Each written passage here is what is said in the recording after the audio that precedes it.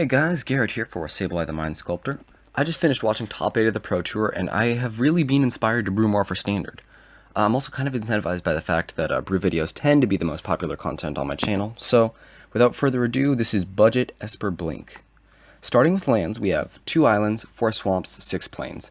This deck is primarily white, and you have to hit double black for a few cards, so that's why the split is the way that it is.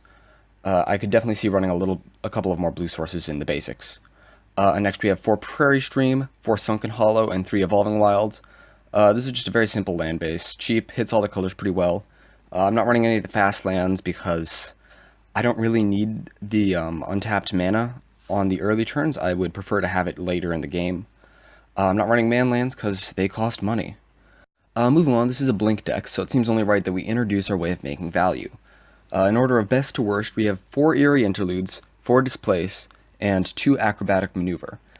These should allow us to blink things out of combat and stall our way through the early game, and then hopefully make our bombs way better at the end of the game.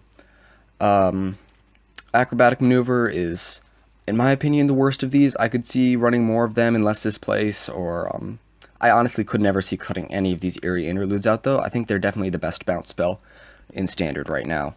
But definitely the split between Displace and Acrobatic Maneuver could change a little bit. Rounding out our Instants and Sorceries, we have 2 of the best Sweeper in Standard right now, one of the best stall cards actually, in white in fact. Fumigate, it just handles the go wide decks and gains you a bunch of life. I've always really loved actually cards that first have an effect on the board but then also gain you life incidentally. Things that stabilize and wreck their board are always fun. Then next we have 2 Glimmer of Genius. This just helps us dig for our answers, and they make a little bit of value when you play them. And then next in our Blink/Blink Helpers kind of thing, we have a brand new unique card from Kaladesh. It really does deserve its own slide. I'm just going to give it its own slide. And of course, you guys already know, I'm talking about the one, the only Panharmonicon. We only run 3, so please don't burn me at the stake for that. I just am worried about getting killed early in the game, so I wanted to run some more 3-drops, some more small creatures. So, next on to what people might argue are the real stars of the Blink deck, creatures with enter the battlefield effects.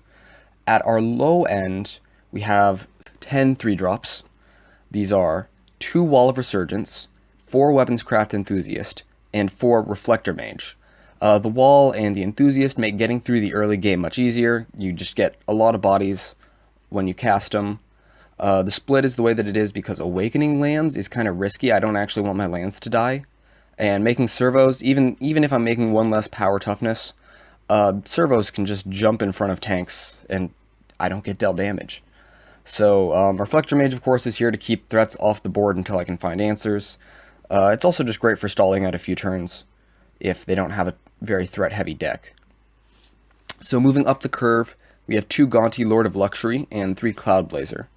Gaunty's here because, first, he's a blocker with Death Touch, but second, he lets us take an answer from our opponent's deck. If our opponent is running a creature-heavy deck, and we need more blockers, they're likely to have a creature within the top of their deck. If our opponent is running a counterspell-heavy deck, and a control deck, basically, I don't know why I said counterspell-heavy, but if our opponent's running a control deck, we can take a counterspell from their deck for protection. So Gaunty's just really good. If they're running a control deck with a lot of removal, I don't know, we're kind of just screwed. So moving up, we have 3 Cloudblazer, as I already said. Cloudblazer's here just because he's amazing. Like, gains you life, draws you cards, does a lot of blocking in the air. I mean, he's just a good card, and I don't think anybody can deny that he deserves to be in decks like these. So lastly, the bombs I've been hyping up this whole time are 2 Linvala the Preserver and 3 Noxious Gear Hulk. Both of these cards just provide a lot of power and toughness to help finish out games and help us stabilize, but they also just gain us a bunch of life when they enter the battlefield if the conditions are met. So I can see the number of these cards being kind of low. As I've said, I'm very worried about just getting beaten down by aggressive decks before I reach them, but I think this is about the right number. I haven't really playtested with this deck almost at all, but this seems fine. Okay, so finally, I think I'm probably just going to go back and forth on whether I show you guys my sideboard until the day I die. I'm just never really sure if I want to show it or not.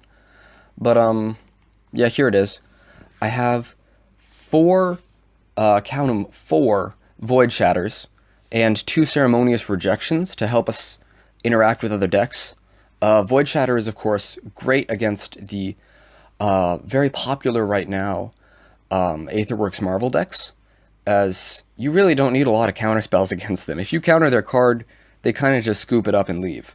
The 2 Ceremonious Rejections also help against Aetherworks Marvel, but they also have this huge advantage that they can counter opposing Void Shatters on my stuff, which is always good. So you can bring these in against the counterspell control decks that we've seen, Jeskai Control, Grixis Control, anything that is going to make your life harder by playing cards like, by playing Void Shatter, basically. You can bring this in against. It also counters Eldrazi, which is kind of nice. I decided against putting any Summary Dismissal in this deck. That might have been the wrong decision, so you can definitely play around with running some of those. Next, we have 3 Murder. This is just more interaction in case there's a creature that we know that we're going to have to kill. 2 more Fumigate that you can bring in against Go Wide decks. 3 Lost Legacy.